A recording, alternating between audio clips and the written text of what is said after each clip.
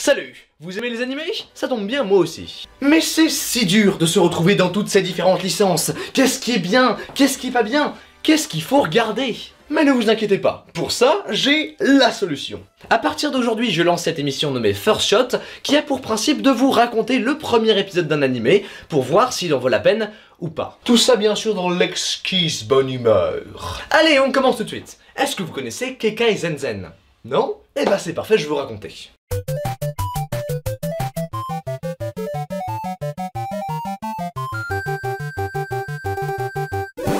Donc, l'histoire se passe à New York.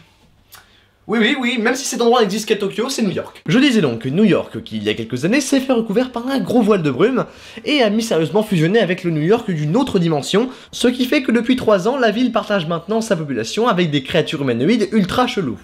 Oui, mon budget costume est assez bas. L'anime commence sur un décor complètement épique et dantesque, avec des monstres, des combats, de la fantaisie. Tout ça pendant qu'un type, qui est vraisemblablement le héros, nous fait son petit monologue sur un ton tranquille et posé. Ah, moi je dis ce type a des couilles. Il perd jamais son sang-froid malgré comment c'est le bordel autour de lui. Aujourd'hui, les oiseaux chantent à Hiroshima. Après ça, sur un autre monologue, on voit le héros qui court après un singe qui lui a apparemment volé son appareil photo.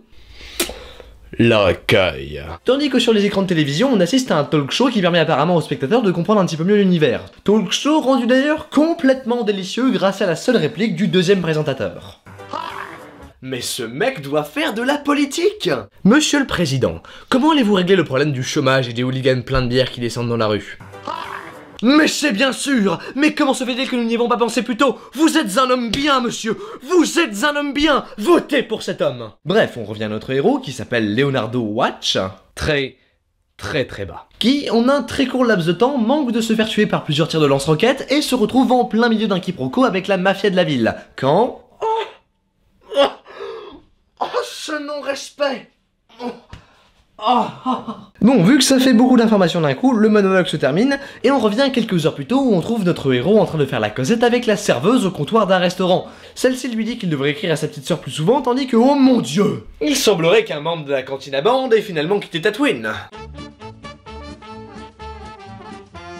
Quand tout à coup, un singe supersonique, vous moquez pas c'est vraiment son nom, lui pique son appareil photo et se barre du restaurant. Voilà, maintenant on connaît la situation, revenons à l'instant présent.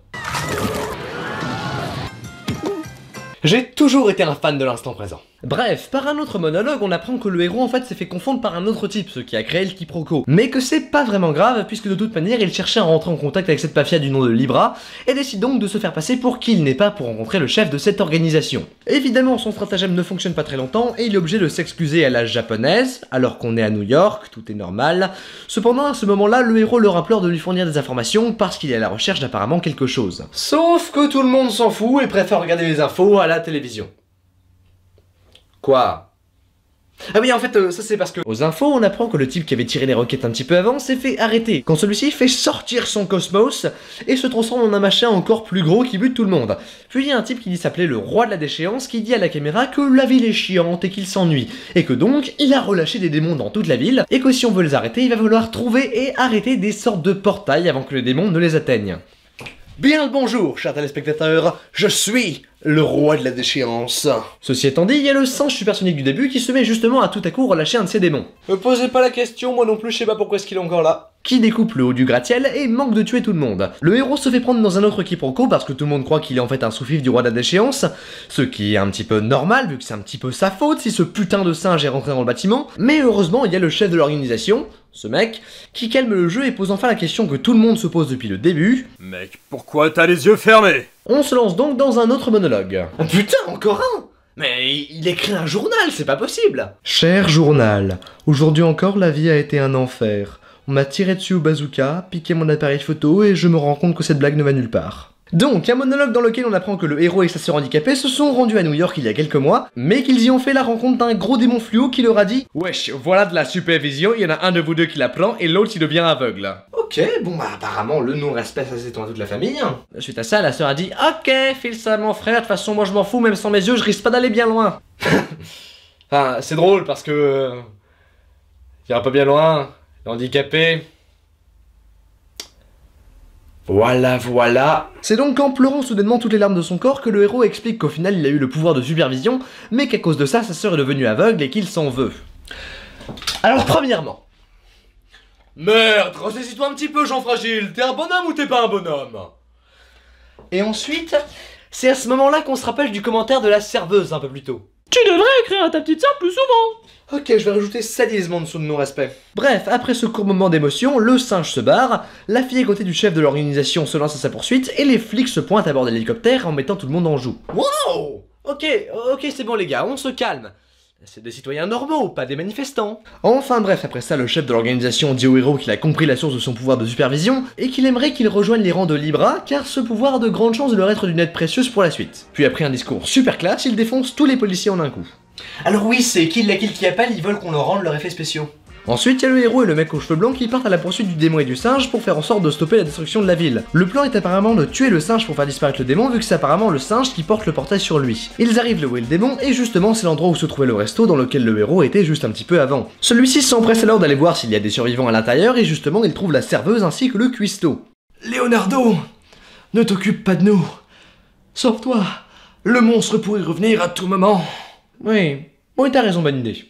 Non mais, reviens. Non mais, j'ai juste dit ça pour faire cool, je le pensais pas sérieusement. Non mais, aide-moi, putain, aide-moi. Enfin, on a un autre combat entre le type aux cheveux blancs et le démon, tandis que le héros arrive près du singe portail. Mais au lieu de le tuer comme prévu, il utilise sa supervision pour détecter le petit insecte qui en fait était vraiment la source du portail et l'écrase. Ceci a alors pour effet de faire perdre son respect au roi de la déchéance. Portail de merde!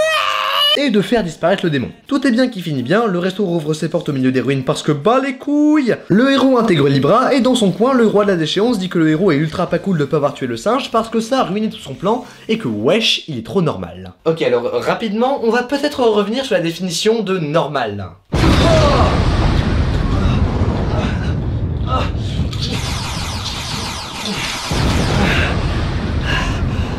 Ouais, je suis comme tout le monde.